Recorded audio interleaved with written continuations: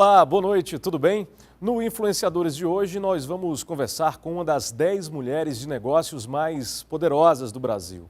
Não à toa, no ano passado, ela foi eleita pela revista Forbes a segunda mulher mais influente do país. Aqui ao meu lado, a senhora Chieko Aoki, presidente da rede Blue Tree Hotels. Ela conversa conosco daqui a pouco, aqui na TV Ceará.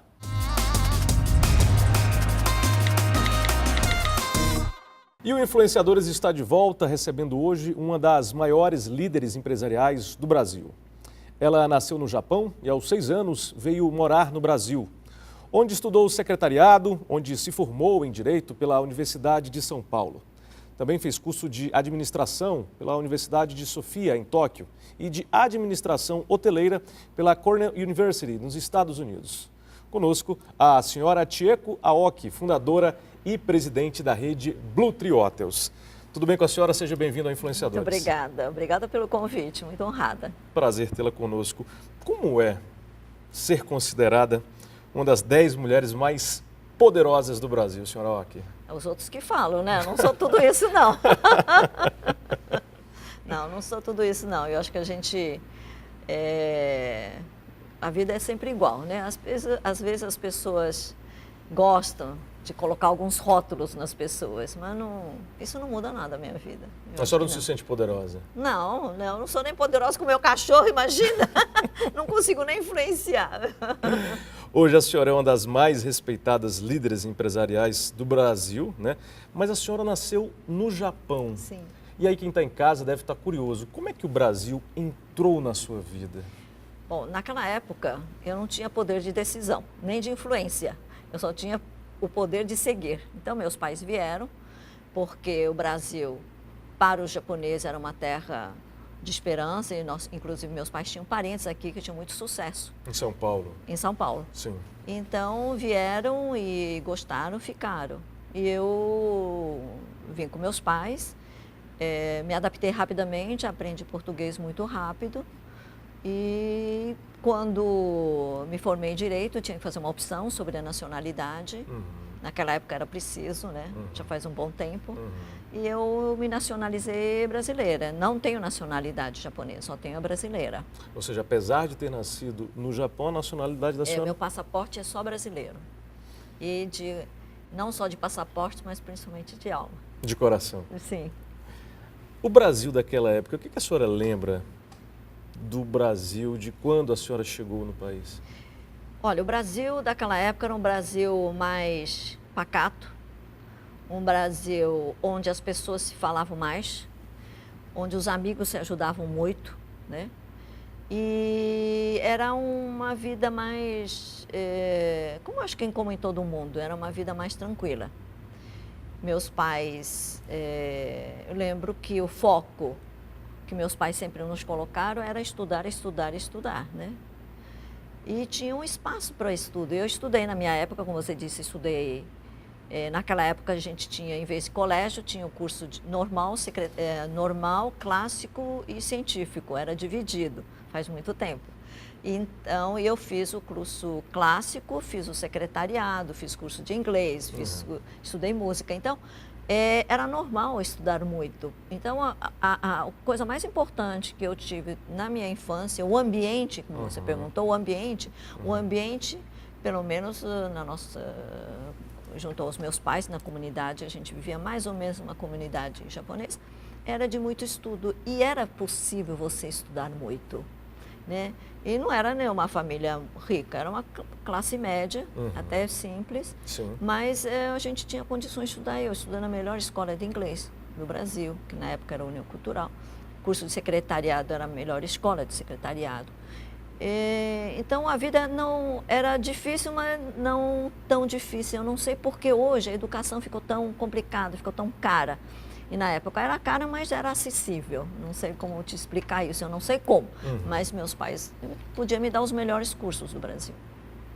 Talvez isso era bacana. Esse seja um dos nossos, se não o principal problema, talvez um dos nossos grandes problemas, essa falta de uma educação mais acessível a todos, como a senhora fala que era antigamente. Era, por exemplo, o curso clássico, eu nunca paguei, desde o primário até a universidade, eu nunca paguei. estudei na São Francisco. O curso clássico que eu fiz também era gratuito, o primário. Então, as melhores escolas eram escolas que eram do Estado, né? Não eram do governo. Então, isso facilitava. Então, a sua obrigação era estudar para poder entrar nessas escolas que eram muito difíceis. E isso dava um sentimento de você ter conquistado alguma coisa. E esse espírito de sentimento de você ter que lutar para você conquistar e que você consegue as coisas, eu acho que me influenciou bastante na vida e foi muito importante. E a gente vai adquirindo ao longo da vida, porque eu nunca dependi muito dos meus pais, a não ser cursos específicos de inglês, né? Cursos de secretariado, que eram particulares, para estudar. O governo dava para a gente. Isso era muito legal. Como é que foi a sua primeira experiência profissional? A senhora lembra exatamente? Lembro. Porque como eu tinha feito o curso secretariado, eu fiz propositadamente. Porque o meu negócio era fazer uma carreira, né? Eu queria ser professora de filosofia. Nossa! Tem nada a ver, mas, mas eu gosto mesmo de filosofia. Eu queria ser professora de filosofia, mas eu queria trabalhar, né? Queria ajudar a família. Sim. Então, eu fiz o curso secretariado, uma opção minha mesmo. E aí me formei, tinha curso de inglês, que naquela época nem todos falavam inglês, e eu tive a oportunidade de trabalhar na Ford, no meu primeiro emprego que fui procurar, fui aceita, apesar de, no teste, ter feito tudo errado. Nossa. Porque pediram para eu, naquela época, a máquina de datilografia, para colocar, faz uma carta, né? Escreve uma carta com uma cópia, por favor, no teste. Até que eu acho que devo ter escrito uma carta razoável, eu não lembro da carta, mas eu lembro que eu coloquei, na época era cópia com papel carbono, fiz do contrário. Eu falei, nossa, o papel saiu branco, mas a cópia tinha sido no verso do papel que eu escrevi. Então, mesmo assim me contrataram. Então, eu acho que eu tive muita sorte, né? De ter tido uma pessoa que viu o potencial e não aquele erro que eu tinha comentado. Então, essas coisas na vida me ensinaram muito, que a gente tem que acreditar no potencial das pessoas, que a gente tem que apostar, ajudar a desenvolver, e foi isso que fizeram comigo na Ford. Então, eu sou muito grata ao meu primeiro emprego. Então, cada fase da minha vida, eu fui aprendendo as coisas que eu chamo de as dicas da vida, né?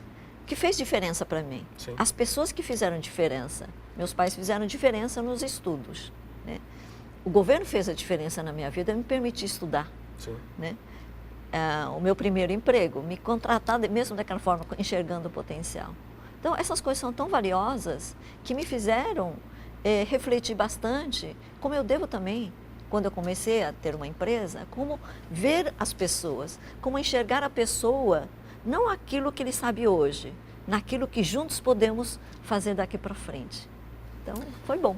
A senhora inicia sua trajetória profissional numa montadora de veículos. Isso. Como é que se dá a transição para um negócio completamente diferente, que é uma rede hoteleira? Como é que é sair, né, de uma montadora para um hotel? Não, mas eu acho que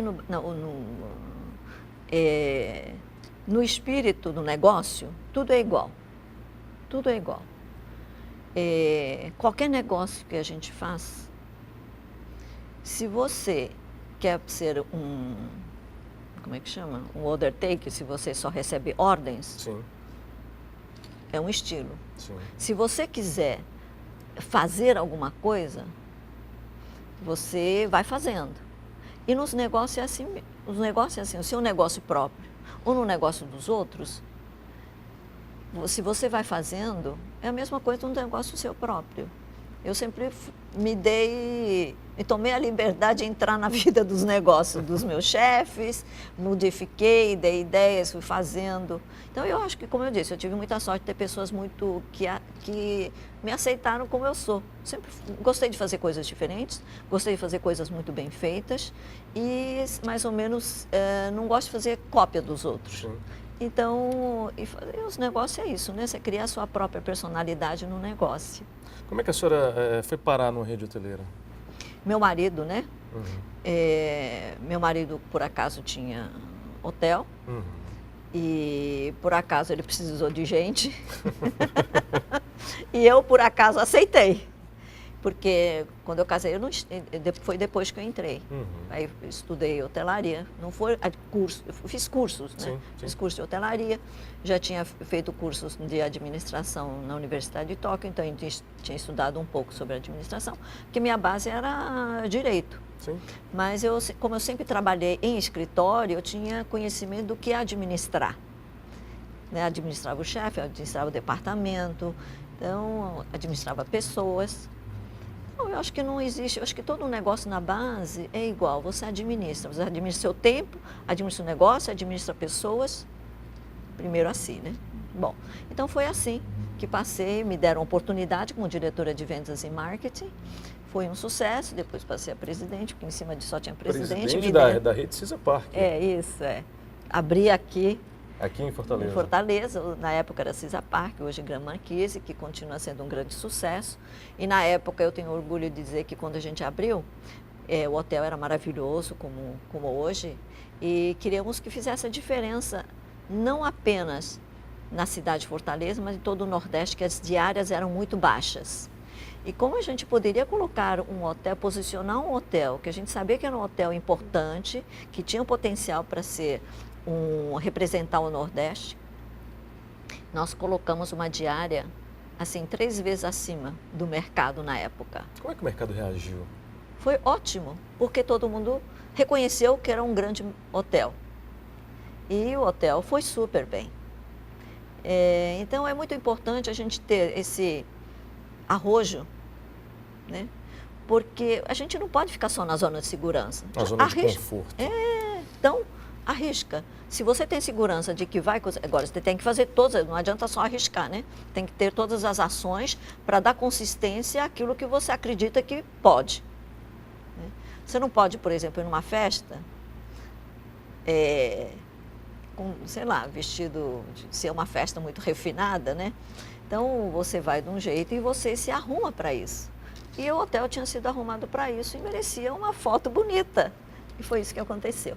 A senhora falou da palavra arriscar. Foi isso que a senhora fez ao deixar a rede Cisa Park em 97 e já no ano seguinte, em 1998, dar início à rede Blue Tree? Olha, nós começamos em 97, meu marido ficou doente, nós tivemos que vender os hotéis e tudo. E na mesma época, enquanto meu marido doente, assim, em estado vegetativo, vendendo os hotéis, e eu montei a rede Blue Tree. Por quê? Porque eu via um potencial muito grande no mercado brasileiro, que não fosse hotéis 5 estrelas, que tem um custo mais alto, e queria fazer hotéis 4+, com serviço de 5, e eu acreditava nesse mercado no Brasil. Então, eu tinha uma equipe que queria muito continuar comigo. E eu falei, nossa, eu tenho a equipe, tenho o mercado, tenho um conceito, então eu não posso ficar chorando pelas problemas todas que eu tinha. E quando a gente tem alguma coisa que você quer estar criando, as outras coisas também começam... Eu não fico chorando em cima do problema, né? Porque quando você tem um problema, você tem que buscar a solução. E se você se abraça demais só com o problema, acho que acaba até achando que o problema é muito grande. Mas quando você tem outras coisas para fazer, como eu tive que construir o Blue Tree, comecei com 12 pessoas mais ou menos, tinha tanta coisa para fazer ao mesmo tempo, ir para o Japão, cuidar do meu marido, vender os hotéis, Cisa Park, vender tudo, e aquela confusão de uma vez só. Mas foi tão bacana, uma fase que eu acho que fui muito produtiva. Aprendizado. Acho que agora eu não faço não. Naquela época foi muito bom. Empreendedora, influenciadora. A senhora Chieko Aoki volta a conversar conosco daqui a pouco, aqui no Influenciadores.